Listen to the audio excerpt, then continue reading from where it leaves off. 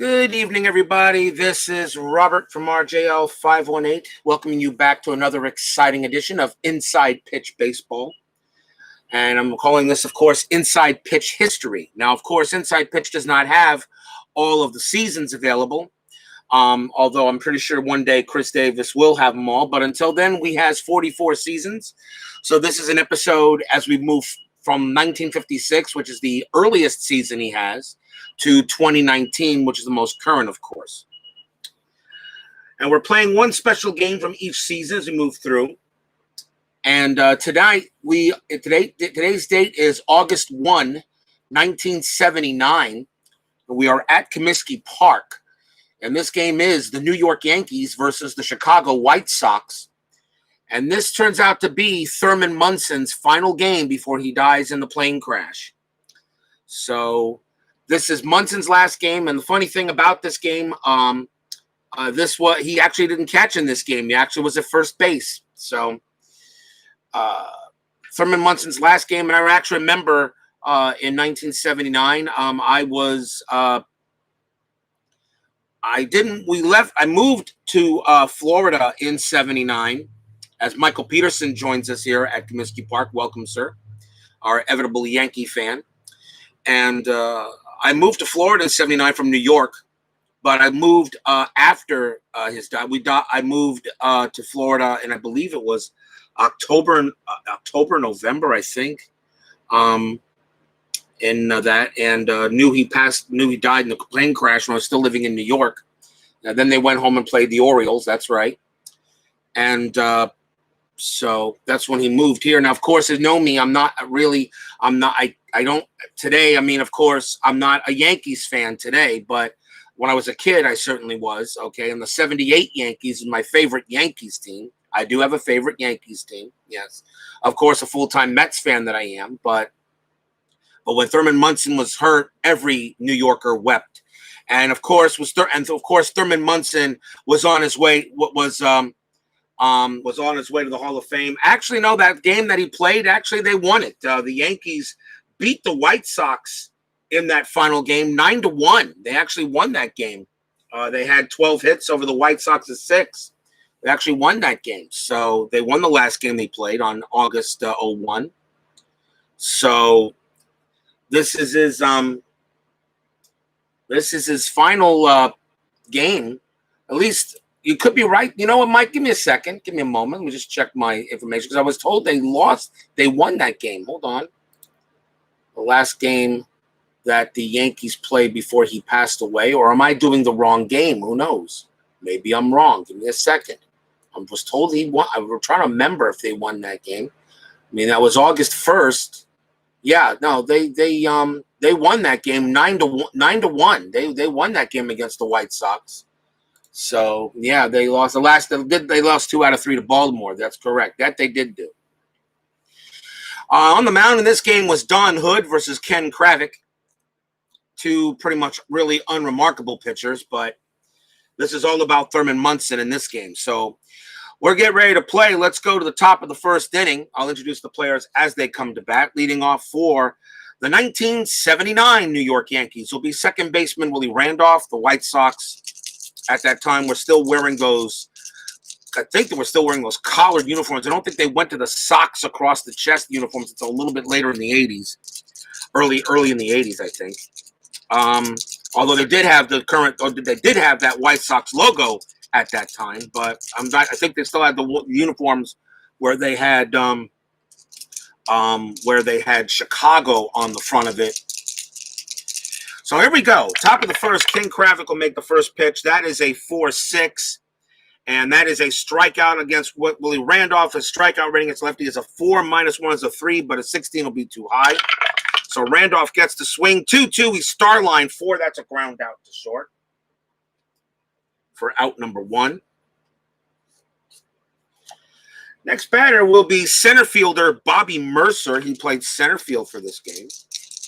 I'm going to switch that here, put that in there. Yeah, I did do VJ correctly. I did. Well, a Steeler fan. Did I check to see if I did the VJ correctly? No one's checked it. No one's checked it from me and gave me any comments saying I didn't. So I'm going to assume I did, but Like I said, no one's told me no. It doesn't mean I did it right. I'm just following the rule, what it said there. Next batter is Mercer Kravik, a 4-3, and that's a blank against the left. Mercer 1-4, and that's going to be a grounder right back to Kravik against the lefty. So Mercer grounds it back to the pitcher for second out. And now here is the first baseman, Thurman Munson. May he rest in peace, as he was playing first base in this game. But thank you for the talk. Thank you for telling me about the golf tournament. I really don't think it turned out that good. I need to up my game a little bit in History Maker Golf. Yeah, those two golfers hitting bogey after bogey. I think I need to up my game in the golf a little bit. I need to up it a little.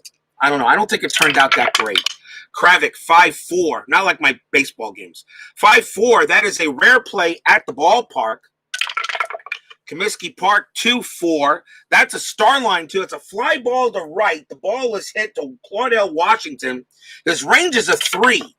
And he's going to get there and make the play for the final out of the inning. So that's a fly out to right, and it's a 1-2-3 inning on the Yankees.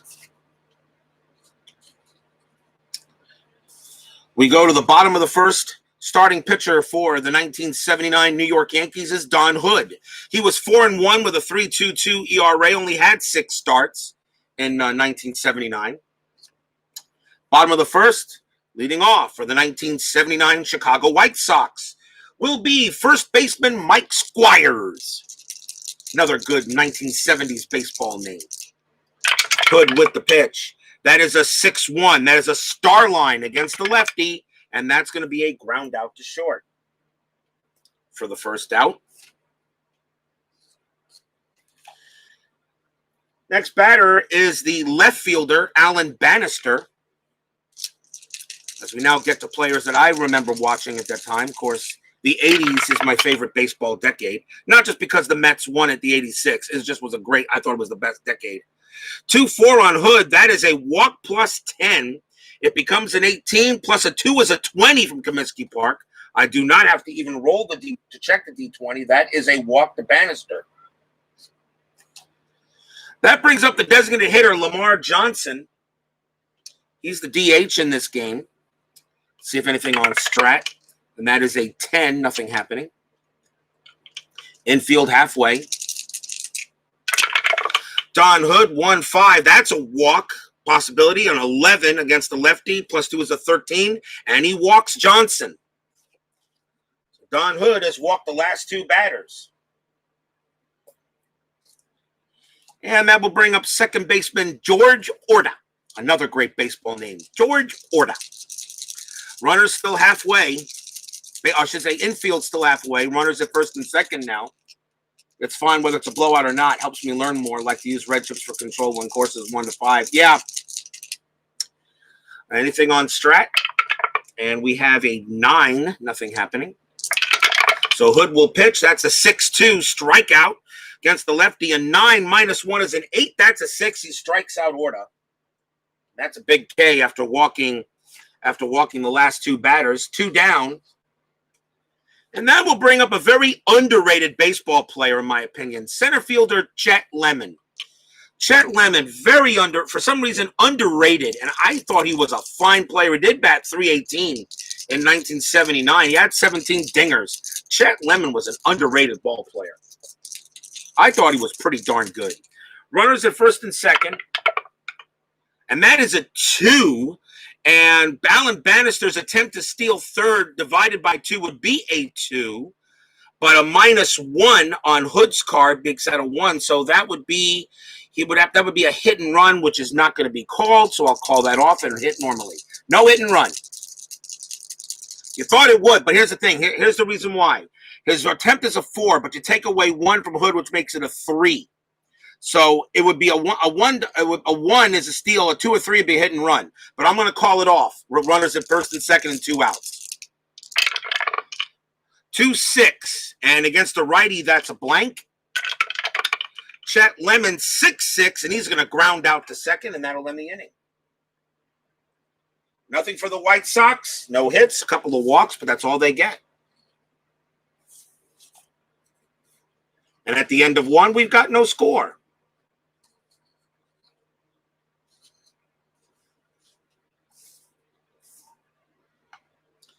Top of the second. See, like I said, Mike, some people utilize the strat rule as hard and fast. So if it was a hard and fast rule, yes, I would have done a hit and run. I use it as a suggestion. It tells me I can do it if I want to.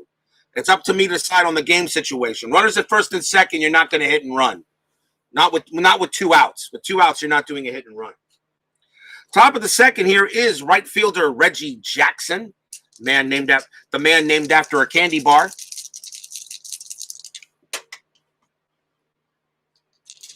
Jackson had 29 dingers that year in 79. Kravik's pitch 2-2, and that is a strikeout possibility of 5. He'll get him 1 out. Strikes out the candy bar. 1 man down goes Jackson. Filing for free agency started today. Next day, 5 days, it happens. Yes, it does. Next batter is the left fielder Lou Piniella. And I want to say congratulations to the Dodgers. They won the World Series, and that's why Kevin Cash, he gets my Jackass of the Year award for that dumbass idea of pulling Snell. I don't know what he was thinking. He didn't want Snell to go through the lineup a 3rd straight time. Are you kidding me? He's a starting pitcher. That's what he's supposed to do. Kravik's pitch 2-2. That's a strikeout possibility against the lefty. A 6 minus 1's a 5, and 9's going to be too high. Piniella swing 6 and 3. Star line 6 is it, and that's a fly out to center. 2 men away, and now the third baseman, Greg Nettles.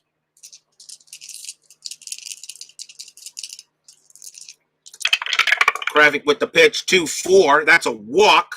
And against the lefty, that's an 8 plus 2 is a 10. A 10 is on the die, and Comiskey Park helps Greg Nettles get a base on balls. First base runner given up by Kravik in the game. And here is the designated hitter for the Yankees, Roy White. Infield is normal. And he strat a 6. Nothing happened.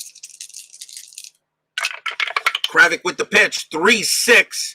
And a squeeze, and that against a right-hander, that's going to be a star line because Roy White is a switch hitter, so he is hitting from the right side, and that is a star line on the right side, which means it's going to be a fly out to center, and that'll end the inning. Nothing for the Yankees on a walk, and they did get a walk, but that was it.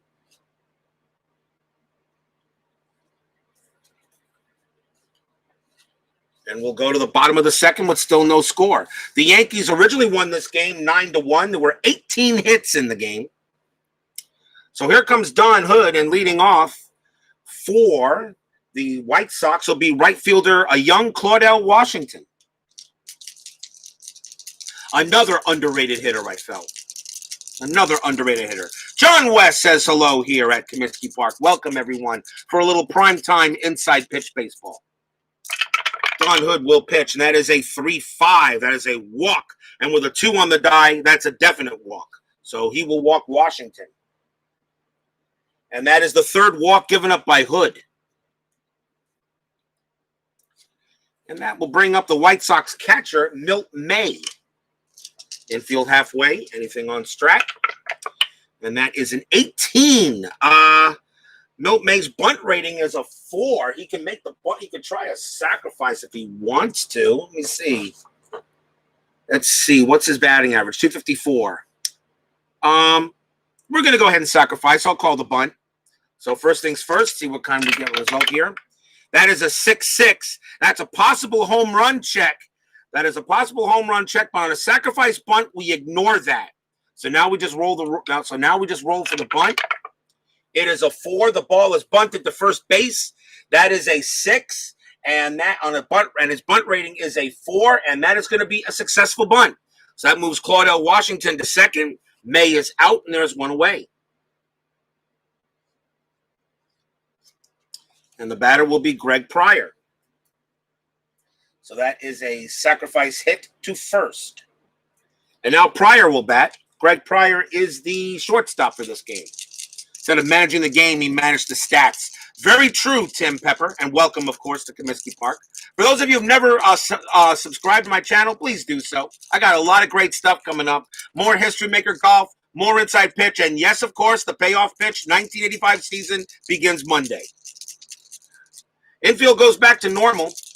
And please drop a like as you go through the turnstiles. Washington at second base. Let's see. Actually, first got to see if we do a strat. Anything on strat? An 11. Nope. So Hood will pitch. That is a 3-3, and that's a strikeout plus 10 for Hood. And against the lefty, that becomes a 16. -1 is a 15. With that 3 on the die, he got him. He strikes out Greg Pryor for the second out.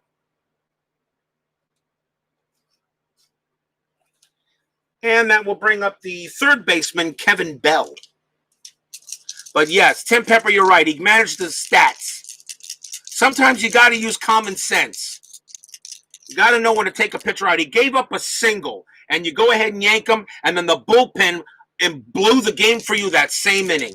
Kevin Cash better look himself in the mirror. I understand the Rays got to the World Series. The Rays got to the World Series because of Kevin Cash and a Rosarena. The Rays lost the World Series because of Kevin Cash, not because of a Rosarena. That kid's going to be a star. That kid's got a lot to look. We got a lot to look forward to with a Rosarena. Question is how long he'll be a Ray. That's a 15 and on a strat die and nothing going on. So let's see what Don Hood does here. That is a 1-6, and that's a blank against a righty. Kevin Bell swings 5-5. That's a hit column roll to center field against the lefty. That is an 18, but against the left it goes as high as 12, which means that is a fly out to center field. I call it a hit column roll. I know it's really a hit row is what it is, not a column, but Kevin Bell flies out to center, and that leaves a base runner stranded, and we are still no score at the end of 2.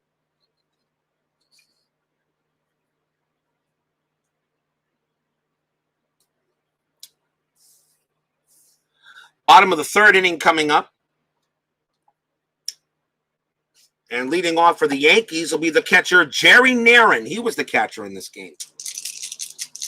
Why did the Cards trade him? I don't know. I guess, I don't know. I don't know why they traded him. He was already kicking butt in their farm system. Arozarena already has the record for the most postseason hits and home runs. Now, of course, we have to realize there are more postseason games played today than there were the days of, when they only had the World Series, and in the only days when you only had the Championship Series in the World Series. There were more postseason games played this year than any other season. Manfred wants to increase the length wants to expand the postseason, which I have no problem with, but not the way it was this year. I think you need it the way I do it. An extra team in the postseason. 3 division winners, 3 wild cards, or the top 2 teams each division the way I did it for my 1994 replay. The 6 plays the 5 and a 1. The winner there plays the 4 and a best of 3, and then you have your division, championship, and World Series. Kravick, 4-4 will pitch. That is a strikeout possibility. A 9 is going to be right there. Narin is out. Strikes out Narin, 1 down. The batter will be Fred Stanley. You want the NFL used to do it more this year? Something like that, yeah. Kravick's pitch, 4-2. And against the righty, that's a blank. Stanley, of course, is the shortstop. And that is a 3-3 for Stanley. Star line 2, he flies out to right. Ken Kravick pitching a better game than he did in an actual game.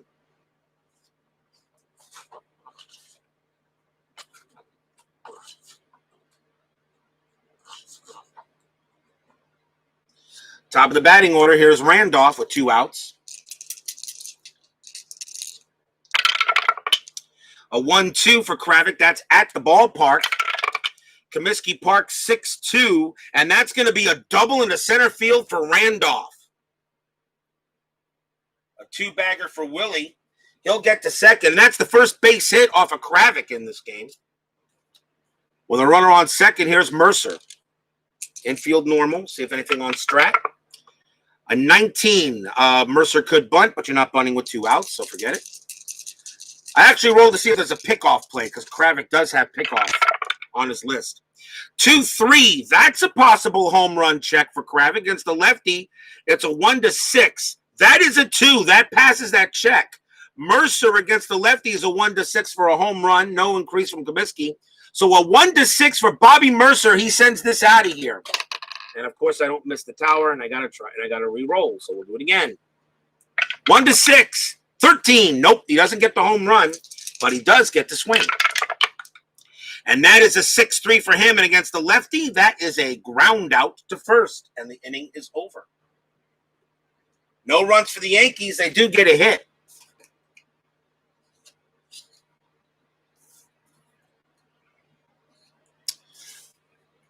Bottom half of the third. He was traded with Jose Martinez for St. Louis for 2 minor league players. Both in the system happened. Yeah, that's right. I didn't know the players he was traded for. But no, why the Cardinals traded him, I don't know. And he's already a star after his first real season of postseason. My question is how long he's going to be a Tampa Bay Ray. How long will he continue to hit like that until a team like the Yankees or the Dodgers or the Red Sox or even the Mets get taken from the Rays? And even though the Rays are National League champions, which I have no problem with, American League champions, congratulations to the Rays, okay? When the Rays, even if there wasn't COVID, on opening day at the Trop days, that stadium still won't be filled. And it's an awful ballpark. Leading off for the White Sox at the bottom of the third will be Mike Squires. He grounded out his last time up. Hood's pitch, 5-5. That's a question mark. And again, it's a double question mark. Lefty, a 1-5 would be a star line. And that is a 2. He got it. And that is a ground out to second. For the first out. And here is Alan Bannister. Matthew Liberatore and Eduardo Rodriguez. Thank you, sir. 3-3, strikeout plus 10. That becomes a 14, and a 3 as easily gets him out. And he strikes out Bannister for the second out. Now Lamar Johnson. Hood's pitch, 2-1. Walk plus 10. That becomes a 21, and that's an automatic walk, even with the 17 on the die. Another walk given up by Hood. That's his 4th walk of the game. And now George Orta. He gave up 42 walks in 89 innings pitched. So he gave up about 2 walks per 9. So 2 outs. Infield is normal. Let's see if there's anything on strat. 16. Nope. So Hood will pitch. Pitch from Don Hood. That is a 3-6. A possible wild pitch. And a 13 on the die, there is no wild pitch. So nice play by the catcher, and Hood will re-roll. 6-3 this time. That's a possible error. Orta, 4-3. And that is a single into right field. The ball is hit to right, and the right fielder is Reggie Jackson. His error rating is a 3. That's a 15, so there is no error. Lamar Johnson's base running rating is a 2. And a single to right, it becomes, in order to get to third, it becomes a +2, which is a 4. So, and it's a 5. Reggie Jackson's arm is a 0. A 1-5, Lamar Johnson gets the third. It is a 1, and he does get the third base. And George Orta stays at first. And with a 6 on this die, George Orta has to stay at first. So it is a single, though, for Orta. Runners at first and third with 2 outs. A chance for Chet Lemon. Brandon Baker says, baseball. Because of a stat correction last night, a St. Louis man law. Yes, I read that article, Michael. I did read it. I thought that was crap. That was crap. Brandon Baker joins me here at Comiskey Park. Runners at first and third, 2 outs. A chance for the White Sox. It's an 18, nothing happening. So Hood will pitch. That is a 1-4. That's a possible error on a throw. Chet Lemon, see what he rolls. Chet Lemon gets a 5-4, and that's going to be a single into right field for a base hit. Again, again hit to right field. Jackson's error rating is a 3. That's a 4. There won't be a throwing error.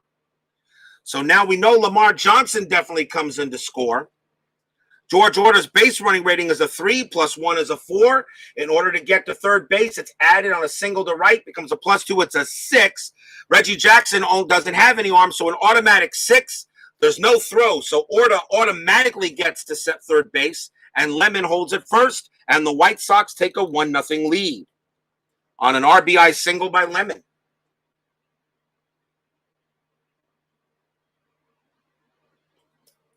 Batter now will be Claudell Washington. Still 2 outs. Anything on Strat? A 16, nothing happening.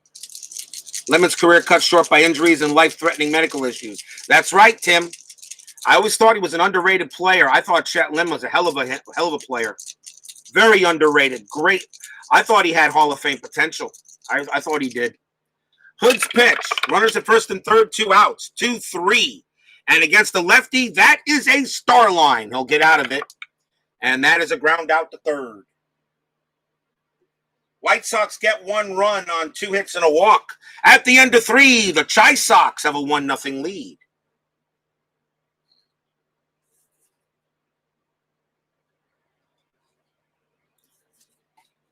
Might have been a Hall of Famer. That's right. I agree with you. I thought he had Hall of Fame potential. I truly did. I like the guy. I like the guy when growing up a little bit, learning about Chet Lemon. Top of the 4th inning. I'd like to remind you guys, of course, I got more inside pitch coming up. I think tomorrow I'm going to start my 1977 one and gone. That tournament will begin. And so I'll probably play about 2 games a day, one in the afternoon, one in the early afternoon, and one at night. For the 1977 one and gone season, the first game up will be the Montreal Expos. They're going to take on the Detroit Tigers.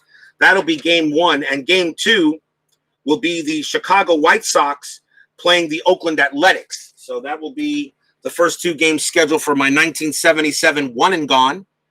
We will do that game. I'll probably do those games. And, of course, Payoff Pitch Baseball. 1985 season begins Monday. We got doubleheaders, opening day doubleheader. We got Cleveland at Detroit, and we got Toronto at Kansas City. Blyleven is going to be on the mound for the Indians. Steve will be on the mound for the Blue Jays. We got some pretty good. Jack Morris, of course, will be on the mound for the Tigers. Absolutely. So payoff pitch will begin. We'll begin then. Where are we? About top of the 4th inning. I guess I should get back to this game. Here's Thurman Munson. His last baseball game. 5-6 for Kravick, and that's a strikeout possibility. The 14 will be too high. Thurman Munson, 4-6. That's a star line 1. He flies out to center.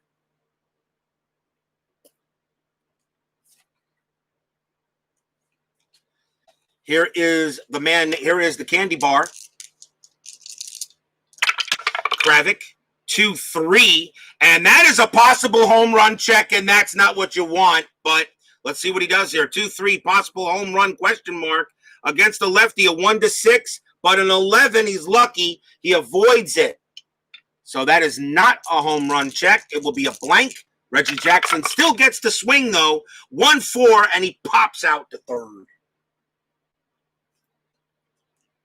Doing a home run check on Reggie Jackson is usually not good things happen, at least for the other team. Here's Lou Piniella. Kravick's pitch, 1-4. That is a walk, a 9 on walk possibility, but against the lefty, it's a 4. The 9 is too high. No walk for Piniella. He will swing 6-2, and that's a fly out to right on a star line. And another 1-2-3 inning. Go the Yankees. Still down 1-0 here. Bottom of the 4th coming up. Milt May, the batter for the White Sox. My next inside pitch history game will be J.R. Richards' last game before he had his stroke. And that will be July 14, 1980. The Atlanta Braves taking on the Houston Astros. That'll be the next history inside pitch game. So who knows? I might have a triple header tomorrow. I just love rolling dice. Don Hood will pitch. That's a 6-1, and that's a star line. So that is going to be a fly out to center. Star line against the lefty. Here is Greg Pryor. Pryor, let's see, Hood, 4-3. That's a blank against the right. Greg Pryor, 1-4. Starline 3. He grounds out to second.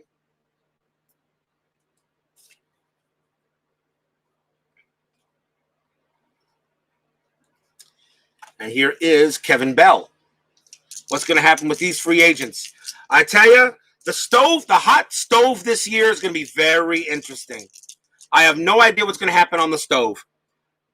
There's some major free agents available. The Mets now sold their team, so now Cohen's going to want to make some moves. Might have a GM. We're going to have probably a GM change.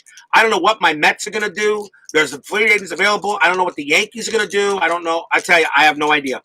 This is one very strange offseason. The Major League, trust me, Major League Baseball is just happy that this season is over, and now that the COVID is all done, at least for them, now they get to work on next year to deal with the COVID and maybe have a full 162 games. Here's the pitch from Hood. 1-6, and against the righty, that's a blank. Kevin Bell, 2-6, and he grounds out to the pitcher. Nothing for the White Sox at the end of 4, still 1-0 for them, as they still lead. Kravik was 15-13 with a 3.74 ERA. He had 35 starts. He had a winning pitch. He had a winning season for the White Sox in '79. Top of the 5th, here is Greg Nettles. That's a 1-3. Strikeout possibility 18 is too high. Nettles, 4-2. Line out to second, 1 down. Hits a scorcher right to second base, but easily taken care of by Orta. And now Roy White. Kravik, 5-4. Range play at the ballpark. 1-5. And that is a blank. So we got a rare play. As usual, I always seem to get at least one rare play for every inside pitch game I get. Let's find out and see what the rare play is. Base is empty. And that is a 5-3. Slow roller to the pitcher who possibly bobbles, then possibly throws wild to first. Resolved by rolling against the pitcher. Error rate first for the bobble and then for the throw. Well, there is no bobble because Ken Kravik's error rating is a 0. So it's going to be a ground out to the pitcher because he's no error rating for a 0 for him. So it's going to be a ground out to the pitcher. That's the second out. No error. He has no error rating. It's a 0. So he can't make an error on that one. So it's just a possible. So it is an out, 2 down. And now Jerry Narin will come up with 2 outs. So the rare play doesn't really do anything. Kravik with the pitch, 4-5, and that is a blank against the left. Narin, 4-5, and that's a ground out, and that is a ground out to second. And that is the end of the inning. Nothing again for the Yankees in a game where they won 9-1. Ken Kravik is pitching like Blake Snell did last night. The only difference is I'm not taking Kravik out like some bonehead did during that game. Bottom of the 5th inning, Don Hood, he will pitch to the top of the White Sox order. Here is Mike Squires. 5-2. It's a possible hit by pitch. He has a +6. That's an 11. That's a 17. So no hit by pitch. So Squires jumps out the way, flips over, and now takes a swing. 1-3, and he flies out to right.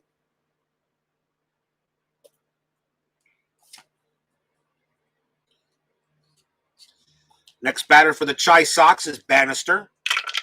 Hood, 5-4, and that is a strikeout possibility. The 8 is not good. 8's not going to cut it. 8's not going to cut it against the lefty. It's a 3, so Bannister will not strike out. He will swing. That is a 6-1, and he flies out to right. 2 outs. Here's the DH, Lamar Johnson. Hood will pitch 4-6 against the righty. That's a blank. Johnson 3-1, and he flies out to right. So Reggie Jackson gets a lot of work in that inning as he has all 3 putouts. But at the end of 5, it's still a 1-0 White Sox lead in Thurman Munson's final game. Top of the 6th coming up. Leading off for the Pinstripes will be Stanley. Ken Kravik pitching a gem.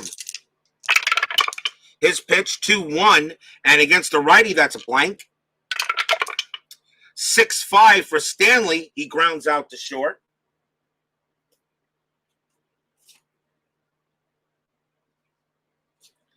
Top of the order now. Here's Willie. 5-3 on Kravik. That's a range play. Randolph 3-1, and against the lefty that is a possible, because it's a range play. It's a double to left field. The ball has hit the banister. His range is a 3. If he makes it, it becomes a fly out. If not, it's a double. It's a 4. He doesn't make it. That's a double. Willie Randolph gets a double, and that is his 2nd double of the game. So he will be safe at 2nd as he doubles, but Bannister couldn't get to it. And now a chance for Bobby Mercer with 1 out. See what's anything on Strat. It's a 3. Randolph's attempt rating, that would be a hit and run attempt. Mercer bats 267. No, I'll have him hit away. 1 out.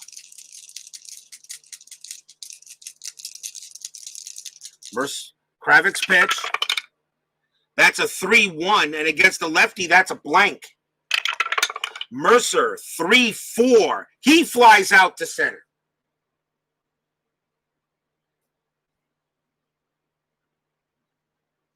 In order for Randolph to get to third base on a fly out to center, subtract his base running rating.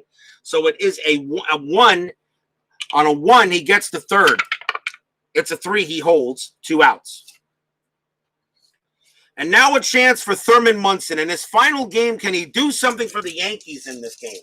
He's flown out twice. Come on, Thurman. Come on, Ghost of Thurman Munson. Help me out here. Oh, well, should have rolled the strat die first. A 10, nothing happening. Kravik, 6-2. Strikeout possibility against the lefty. That's a 5. 8's too high, so Munson gets the swing. That is a 4-6, and that is a star line 1, and he flies out to center. And another base runner is stranded. No runs and a hit for the Yankees. Still down 1-0 by the White Sox. As the Yankees are unable to get through Ken Kravik. Bottom of the 6th, George Orta leads off for the White Sox. Singled his last time up. 2-4 on Hood's card. Walk plus 10. And against the lefty, turns that into a 24. That's a walk. Another walk by Hood. That's his 5th walk of this game. And now you bring up Chet Lemon. Anything on Strat? That's an 11. Nope. Infield halfway looking for the double play. Hood, 6-5. And against the righty, that's a blank. Lemon, 2-2. And against the lefty, that is a ground ball to first. Lemon's double play rating is a 3 + 1 from the infield halfway is a 4. Nothing from Hood. The shortstop for the Yankees is Stanley. He has no pivot arm, no pivot rating. So it's a 1. So a 1-4, they turn the double play. And they do not. George Orta will be out at second because of that. It's a 5. Lemon gets to first base, and there is still 1 out. There's now 1 out, but Orta is out of there. On a fielder's choice by Lemon. Next batter will be Claudell Washington. Anything on Strat? A 9. Nope. Infield still halfway. Don Hood with the pitch. 6-3. Possible error. Washington 1-6. That's a fly ball to left field. And Pinella's error rating is a 5. However, that is a 2. Normally, when a number is under the error rating, it's an error. But on a fly out, it has to be an odd number. Since a 2 is even, that is a out. 2 down. Fly out to left. And now the batter is Milt May.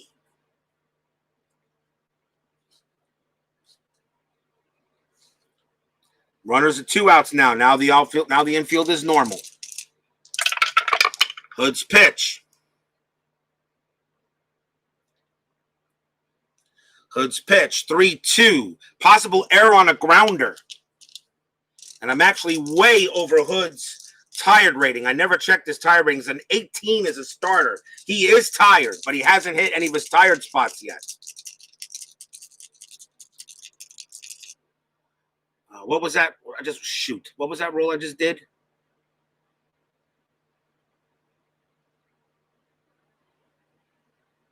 That's a blank, right? Shoot. I'm sorry. I picked up the dice and I just forgot what I just rolled. I'll re-roll. Sorry. Don Hood, 1-2. That's at the ballpark. Milt May, or say 1-1 at the ballpark. That's going to be a base hit that's going to be a single for May. It's an S8. In order to get to third base from first on a single to 8, Chet Lemon's base running ready becomes a 2, but it stays a 3 because of 2 outs. The ball is at the center field. Mercer's arm is a +2, which is a 5. A 1-5, Lemon will get to third. It is a 3, and he does. And May is holed at first base, and that is a single. Runners at the corners for Greg Pryor.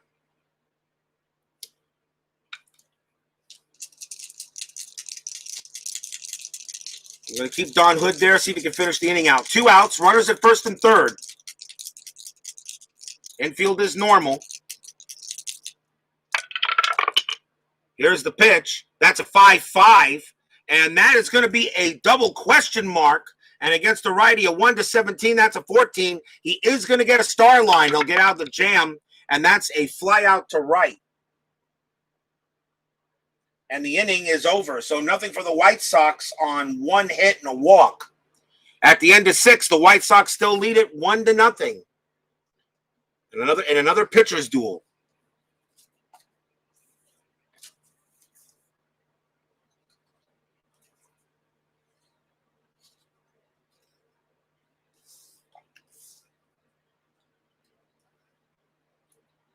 Really like the inside pitch cards and as a computer game really missed the mark when having autoplay option for games. Yeah, that's the only. I have the PC version as well. For every season I have the PC season for that as well. I use it for practice. I use it for practice because I'm not going to stream the PC game. I'm only going to stream cards and dice. I agree. They don't have an autoplay option, but that would have had to create an AI, and I guess maybe they just they didn't have the time for that, or they didn't have they didn't have the knowledge of how to do an AI for the system. It may have, if they had an autoplay option or an AI, it probably would have been maybe one of the best PC games off a board game system. But right now that's held for, as far as PC games for cards and dice, the best one out there is PC Replay Baseball. That is the best PC cards and dice you can get. It beats Stratomatic. It beats APA. It does. It truly does. As far as a cards and dice port, I'm not talking Out of the Park baseball or Action. They are not ports. Out of the Park is the best baseball management simulation, period. Action PC baseball is the best replay simulate system. That's just me. Top of the 7th, there's Reggie Jackson. I'm going to take Hood out. He's going to be done. He's not coming back in this. I got to bring in a new pitcher. Here's Reggie. Nobody out, starting the top of the 7th inning. 1-0 White Sox. Ken Kravick pitching a gem. He still has batters he can go. Kravick with the pitch. 2-6. That's a question mark against the lefty. And that would be a 1-6. It's a single one, but it's not. It's a 9. So it's a blank.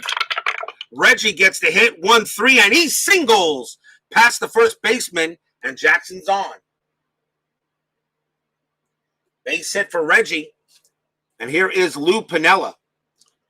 Anything on Strat? A 9-0. Infield halfway. Kravik will pitch. That's a 2-2. That's a strikeout possibility. A 19 is too high. He's not tired. Piniella swings 1-6. Starline 3. Ground ball to third. Pinella's double play rating's at 3. Plus the halfway is 4. The third baseman, the second baseman is the pivot man on a ball hit to third, which is Orta. He has no arm extra, no addition or subtraction. So a 1-4, they turn double play. It is a 3, and they do. 5-4-3 double play, 2 outs. As the White Sox are getting the rolls. 2 men down. The batter will be Greg Nettles. Kravik, 5-3, range play. Nettles, 6-2, ground ball to third. The ball is hit to Bell. His range is a 5. Should make it. And he does. No problem. No problem for Kevin Bell. He's up with it, throws to first, and that is the inning. On a ground out to third. No runs and a hit for the Yankees. 7th inning stretch time, 1-0 White Sox.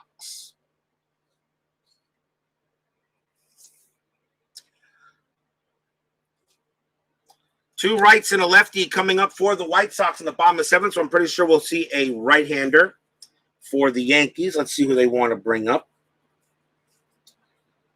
And they are going to bring in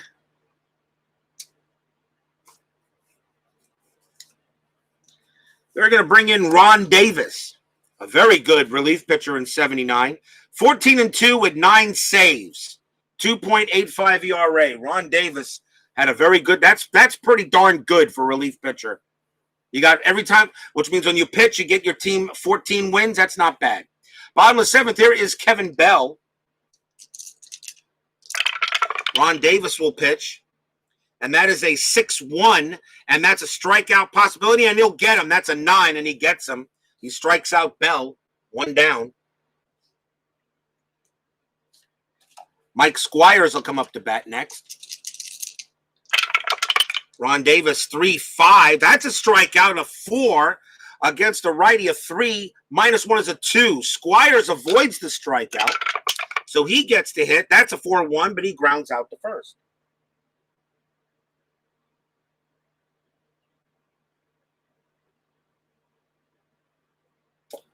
Two down now. Pretty quick moving game. Here is Alan Bannister. Davis, 3-2. Possible error on a grounder. Bannister, 6-1. That's a fly out to right. There's no error. And that will do that. So a 1-2-3 inning for Ron Davis and the Yankees. Still 1-0 White Sox at the end of 7. Pitchers duel here. Can the Yankees break through? We go to the top of the 8th.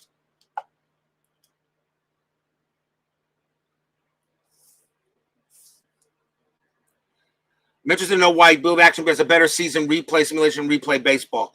For some reason, replay. The one thing about replay baseball that I don't like is the game engine.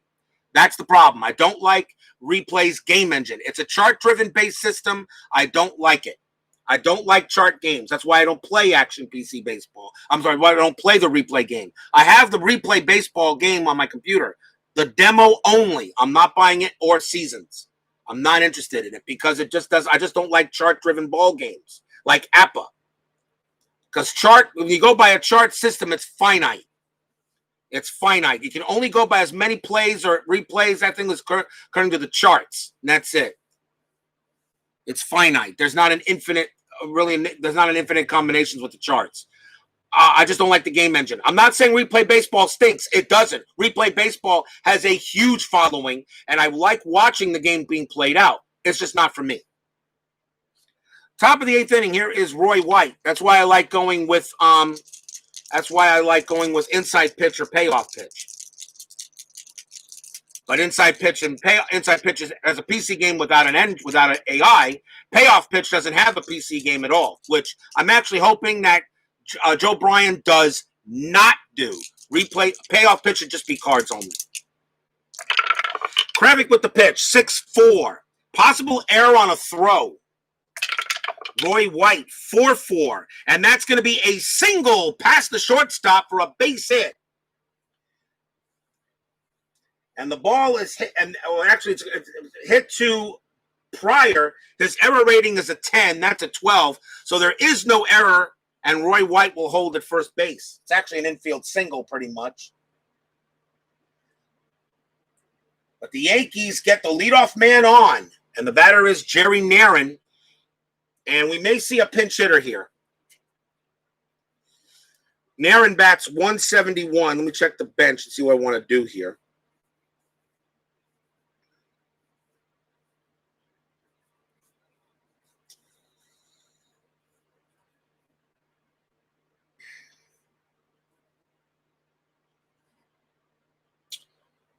Let's see. Munson is at first base in this game, so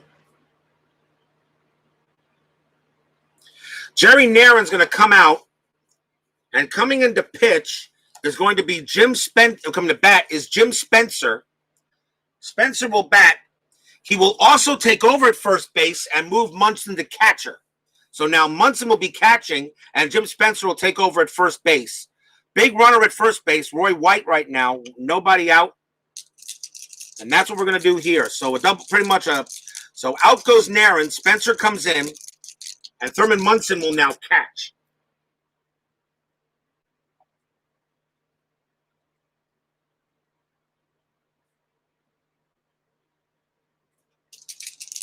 See if anything going on strat roll. That is a 9. Nothing happening. Here's the pitch from Kravik. And that is a 3-5. That's a rate. That is a walk plus 10. And that becomes a 20. Minus 1 is a 19. A 15 is on there. He walks Spencer. Now the Yankees are in business. Runners at first and second for Fred Stanley. May see a pinch hitter for him also. Stanley is the shortstop.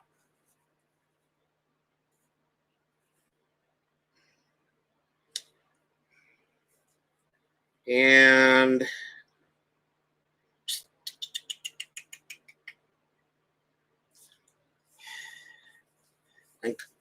coming into pinch hit for Stanley is going to be Bucky Dent, and he'll take over at short.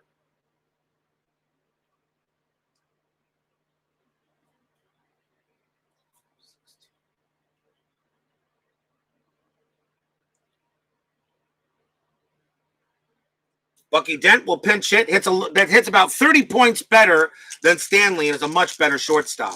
Runners at first and second. Nobody out. Anything on strat? A 7. Nope, nothing happening. So now Ken Kravik in a little bit of a jam here. In the top of the 8th, can the Yankees finally break through?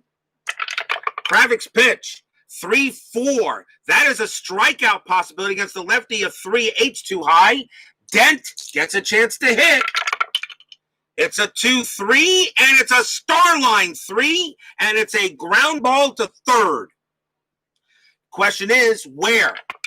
It is a 2, and that is towards the line. If double play or force, it would go 5-3. So it's towards the line. So we know White is going to be out at. We know White's going to be out at third. But let's see if he gets a double play. 2 for Bucky Dent, plus 1 is a 3. Nothing from Kravik, and it's got to go. And there is no pivot. So a 1-3, they turn a 5-3 double play. They do not. And that is they do not. So Roy White is out at third base. Jim Spencer goes to second, and Dent's safe at first. So all he could do was get the force play, but there is one out.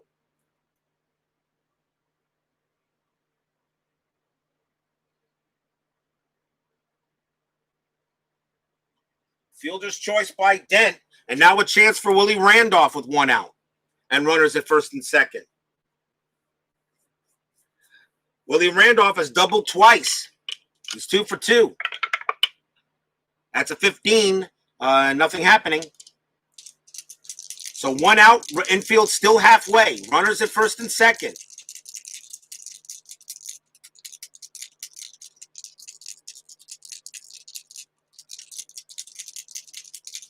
Kravik's pitch.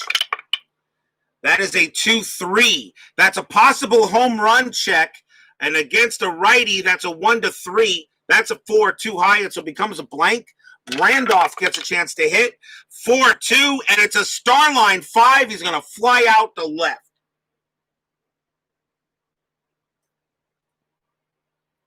And no advance by Spencer. He has to stay at second base, and there are 2 outs. And now a chance for Bobby Mercer here in the top of the 8th. Yankees have opportunities, but they're not getting them. Kravik pitching a gem.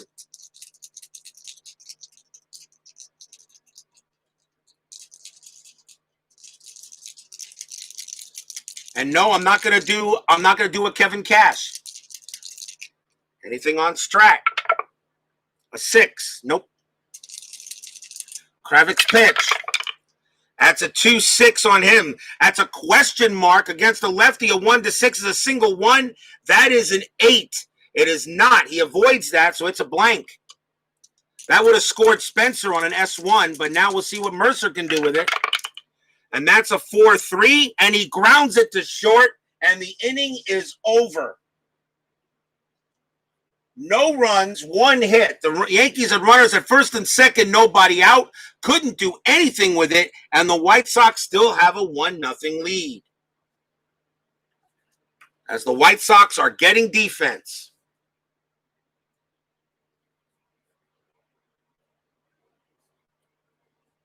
Spencer will take over at first base for the Yankees, and Dent will take over at short as we go to the bottom of the 8th inning. Ron Davis can still pitch another inning here. He's got enough batters. He's not tired, at least not yet. Leading off for the White Sox is Lamar Johnson.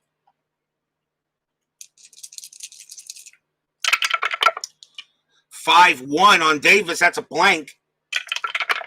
Johnson 6-4. That's a ground out to first.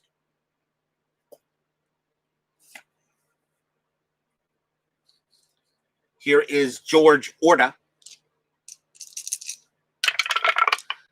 Davis 6-3. That's a strikeout, but a 14 is too high. Orta 1-3. He flies out to right.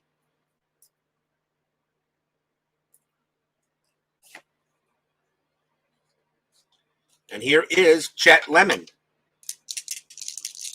Use Fast Score Baseball to autoplay games. We're doing a season replay with Inside Pitch, Stratter Baseball Classics. By the way, Yanks will win this game in the 9th.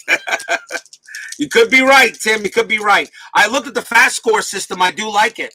I was thinking of using it for that, but if I do an Inside Pitch season, I'm going to use the system that's used off of the Baseball Sim Research site, where you just roll and that's it. Payoff Pitch, I use Joe Bryant's quick results charts. Steeler fan can attest to that. 2 outs. Davis will pitch. 6-5. That's a strikeout. 14 is too high. Lemon will hit. 5-4, and he singles to right field. Lemon gets to first on a base hit. Second hit of the game for Lemon. Here's Claudell Washington. Roll Strat. A 3. Chet Lemon, yeah, the steal can be on. His stolen base rating is an 8, becomes a 10 with Davis. Munson, his arm rating as a catcher is a -2, so it would be a 1-8 for Lemon to steal. I'll take that off, and I'll let Washington hit. I'll call off the steal. Use a little common sense using the ratings. Ron Davis, and that is a 6-6. That is a blank. Washington 2-3, and he grounds out to first, and that will end the inning there. White Sox get a hit, but don't do anything with it. 8 innings in the books, 1-0 White Sox. Top of the 9th coming up.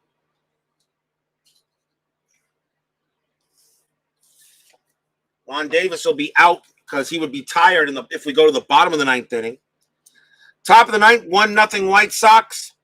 The leadoff batter for the Yankees is Thurman Munson, and we're going to see a new pitcher for the White Sox. They're going to go to their closer as Kravick pitched a gem, but now you do go to the closer in this case and try to finish the game out. And who was the White Sox closer in 1979?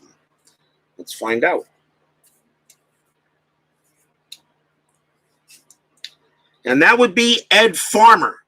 He had 14 saves in 1979, so he will be the closer. Farmer will try to get the save. He'll have to go through the heart of the lineup, though. Munson, Jackson, and Piniella. We'll see if Thurman Munson's ghost can maybe do something here. Not a fan of the Strat PC game. The Strat PC game would be so much better if they just upgraded to, well, today's standards. You're playing a game that looks like it was made in the DOS era. The game looks like it was made 20 years ago. It's time to bring it to update the graphics, update the user interface, upgrade the AI, upgrade the cards, make the cards look like they normally, the actual Strat cards. But there may be a reason for that, though. I think they don't do it that way because they probably think people might start printing out their own Strat cards with, taking screenshots and stuff. I don't know. But the Strat PC game needs to be upgraded to today's standards. Here's Ed Farmer against Thurman Munson. Let's see if Munson can do something. Farmer's pitch, 2-4. Wild pitch is disregarded. 5-1. Double question mark. And an 18 is going to be too high. A 1-15 right-handed batter. 18 too high, so it's a blank, so Munson gets the hit.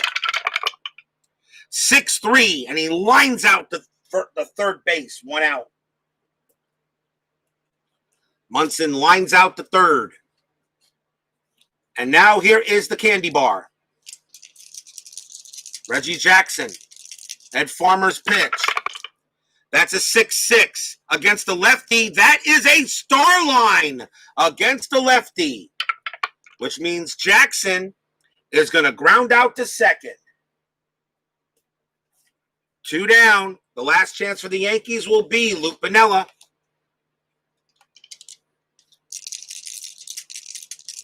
Farmer's pitch. That's a 3-3. Strikeout possibility. A 13 is too high. Piniella will swing. 5-5. Line drive it right to first. And Squires puts up his glove. It goes right into it. Pow. And that's the ball game. No runs, no hits, no errors. And the Chicago White Sox blanked the Yankees 1-0 in a tight pitcher's duel here at Comiskey Park.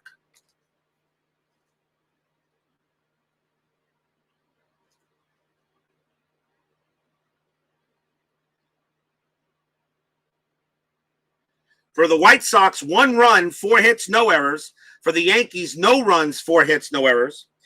Kravick gets the win, Hood the loss, and Ed Farmer does get the save.